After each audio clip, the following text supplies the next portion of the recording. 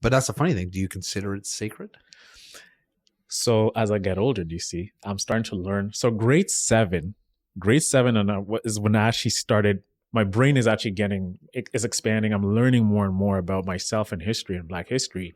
I'm learning what this word meant and why it's only sacred to Black people for them to use. Is because Black people in general went through so much hardships that this word was used to put them down, that as a way to revenge and revolt against what happened to them, they're utilizing the word as a way to actually put some positive spin to it. And I think that's a false narrative. It's a false narrative. It's a false narrative. Because imagine people who, in my opinion, who grew up around that time, who were treated, degraded, horribly. Absolutely. And they're being put in this low status because, it's a word that wreaks havoc, right?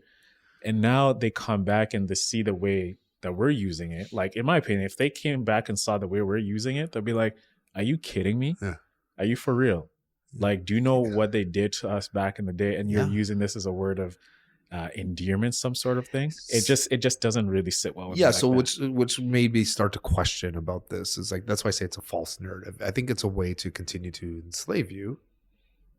Mentally. Yeah. And because to let you know, you're still not like, we'll give you this norm, like we'll let you guys think and call each other this because maybe subconsciously, maybe like you're still enslaved by the white man in that kind of sense. That's kind of how I take on it too. If you enjoyed this clip and want to hear more, subscribe to the DC Talks podcast on YouTube or wherever you listen to your podcasts.